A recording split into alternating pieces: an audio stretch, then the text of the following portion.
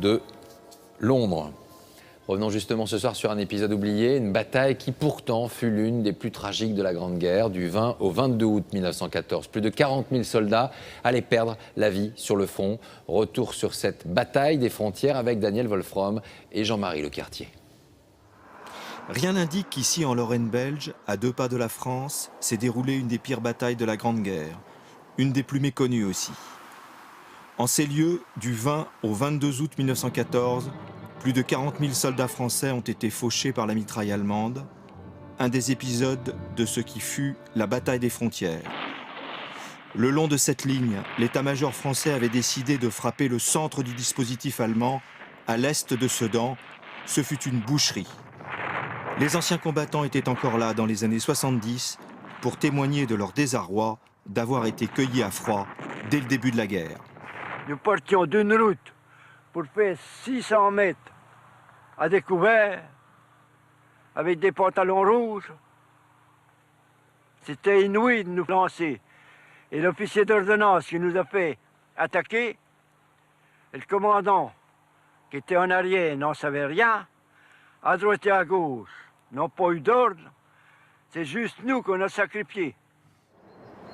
Le sacrifice de ces hommes est gravé dans la pierre tout au long de la frontière. Dans ce seul petit cimetière reposent 3000 soldats, la plupart enterrés pêle-mêle, dans ces fosses communes. Cet historien a étudié chaque pouce du terrain de cette bataille des frontières. Pourquoi, ce 22 août 1914, les fantassins français avancent-ils à l'aveugle vers la forêt des Ardennes, sans se douter de rien? Le commandement français, localement, n'a pas donné aux troupes qui sont parties le matin même l'information que les Allemands étaient là. L'information, ils l'avaient depuis 2 jours. Il y avait des reconnaissances de cavalerie importantes qui avaient trouvé 35 000 Allemands à Neufchâteau, donc à 20 km de là. Et cette information-là, en fait, elle est restée calée à l'état-major et la troupe n'en savait rien. Résultat, des milliers de soldats mis hors de combat, tués, blessés, prisonniers, en une seule journée, sur cette seule commune. Fauchée par la mitraille et l'artillerie allemande, l'infanterie française tombe à découvert, sans même combattre. Sur le difficile terrain des Ardennes, l'armée impériale prend toujours l'avantage. Et sur l'ensemble du front, c'est la retraite française, jusqu'à la Marne. Le 22 août 14, c'est la journée la plus terrible, la plus sanglante de l'histoire militaire française des origines à nos jours. Combien de morts? Le 22 août 14, moi j'estime à 25 000 soldats français tués sur l'ensemble du front. À 25 000 soldats français tués, plus de 100 000 hommes morts de combat au total, français et allemands. Pour les Français, ça représente les pertes de la guerre d'Algérie. Donc les pertes en une seule journée, en quelques heures, de la guerre d'Algérie en 8 ans. Épisode tout aussi méconnu, les atrocités subies par la population des villages de la frontière. Maisons brûlées, otages fusillés, ici on se souvient encore de la sauvagerie des troupes allemandes en 1914. Et vous avez ici ce père Jacob en question là, et s'était caché dans la soie, dans la rivière, hein, avec sa petite fille dans les bras, 2 ans.